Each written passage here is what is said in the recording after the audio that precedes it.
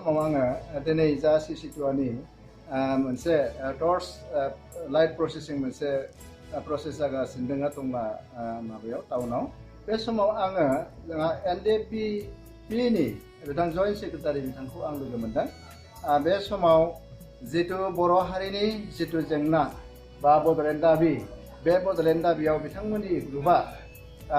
दायो सावरायनाय सोलिगासिनो दङ बेयाव माबायदि सावरायनाय प्रसेस जादों बेखौ आं नोंथांनि खाथियाव सोंनो गिबियावनो के प्रडाक्शन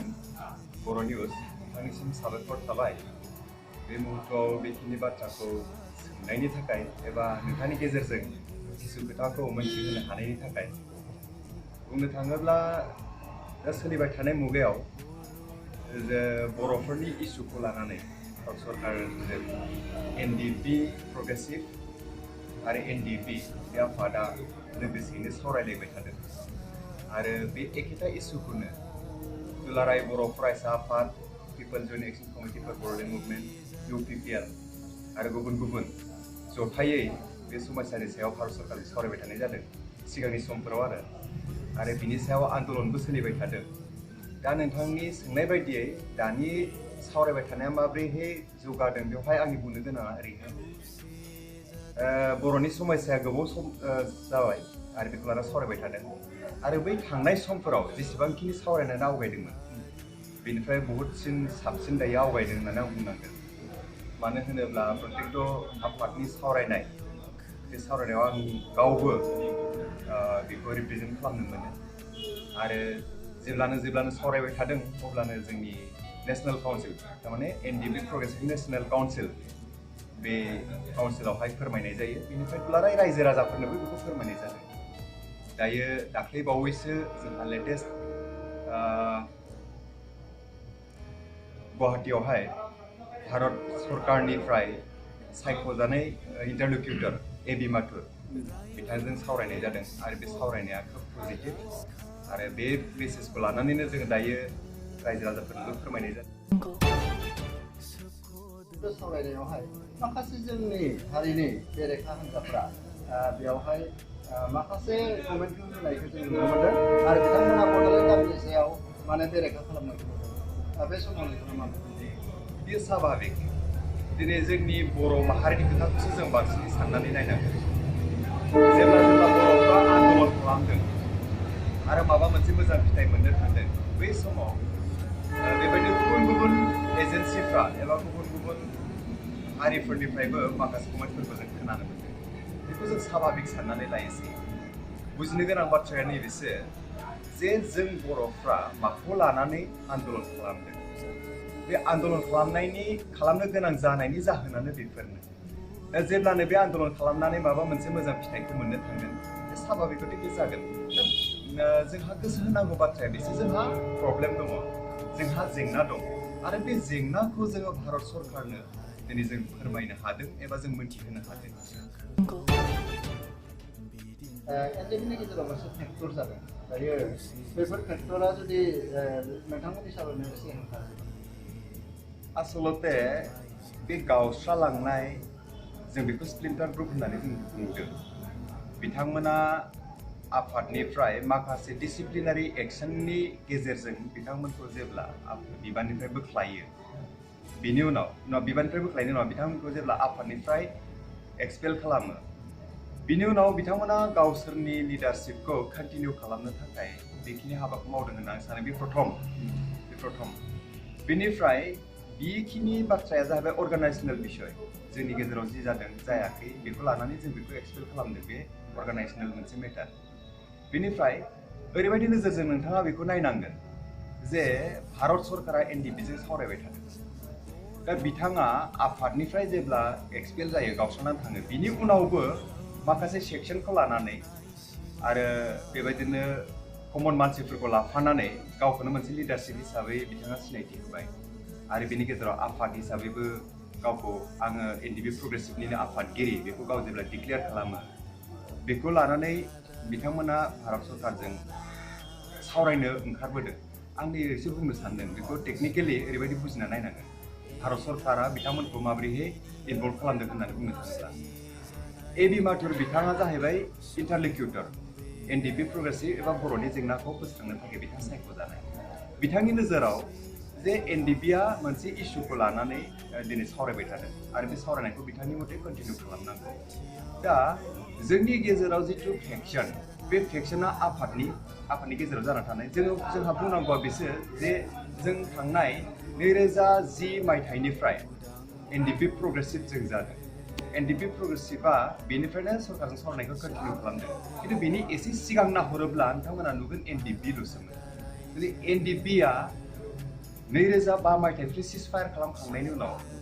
जोङो भारत सरकारजों सावरायबाय थादों टेक्निकेलि आरो माबा मोनसे उसुबिदानि थाखाय 2010 मायथाइयाव जोङो एनडिपि प्रग्रेसिभ जादों दा जोंहा बेयावबो मोनसे ग्राउन्ड रुल्स हिसाबै बा सासपेनसन अफ अपारेशन हिसाबै जोंहा भारत सरकारजों मोनसे एग्रिमेन्ट दङ 2010 मायथाइयावबो खिन्थु बिनि सिगां 2005 मायथाइयावबो मोनसे सासपेनसन अफ अपारेशन एग्रिमेन्ट दंमोन बेनिफ्राय 2010 मायथाइयावनो जोंहा आरो नाब्ला सार बिथाङाबो नैबे सावरायनायनि प्रसेसआव ओंखारबोनो हादों दा एनडिपि आरो एनडिपिपि बे मोननैया डिस्टिंक्ट गाव गावबागाव मोनसे सिनायथि थाखाबाय बिनि उनाव एनडिपि प्रग्रेसिभनिफ्राय जेब्ला धीरेन बर' बिथांनि दैदेननायाव मोनसे एनडिपिपि हिसाबैनो थाबावबाय बेवहाय जोंहा बुंनो गोनाङा नैबेसो जे एनडिपिपि हिसाबैनो आफादगिरिया दा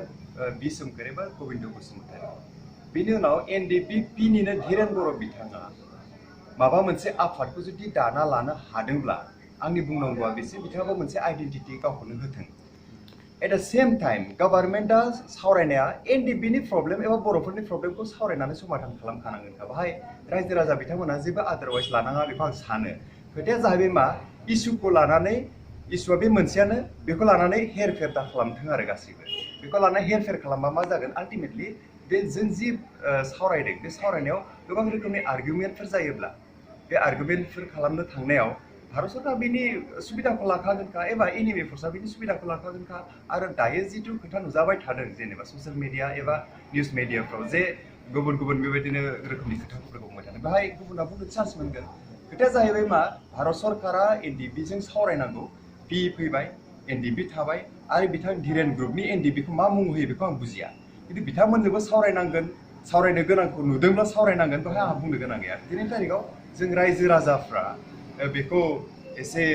मोजाङै सिन्था खालामलायनानै नेगेटिभिटि जिथु आरो गावनि गेजेराव जिथु ग्रुपिजम नैबे जिनिसफोरखौ खालामनाया मोजां आं बेखौसो बुंनो नागिरो आरो मानो होनोबा दायो सावरायनाया खोब मोजाङै आवगायदों आरो भारत सरकारनि जिथु मटिगथिफोरखौ जों बेखौ नुयो जे सावरायनायनि गेजेरजों बर'नि प्रब्लेम्सखौ सल्भ खालामनायनि बिथांमोनहा गोसो थानायखौ जों नुनो मोनदों बे खिन्थु जों हारिनि थाखाय मोनसे गोजोनथावना बाथ्रा बेखिनि टाइमाव बे मोनसे सुबिदाखौ जोङो खोमाना लायैया गासिनि थाखाय मोजां आरो आं बेखौ बुंनो सानो बे समावहाय जेनेबा नोंथांमोना एनडिपि प्रग्रेसिभ बिनिफ्राय गासैखौबो खावलायदों नङा होमबा दिनैनि नोंथांनि जा माने आंजों सावरायनाय दान्दिसे सम बेयावहाय आं गासै मिथिबाय आरोबा आं रायजो राजाफोरखौ खावलायनो नागिरदों जे एनडिपिआ जा थांखिजों सावरायदों फेक्सन जा ग्रुप दङ बिथांमोनजों खौसे जानानै सावरायनायखौ हयथ'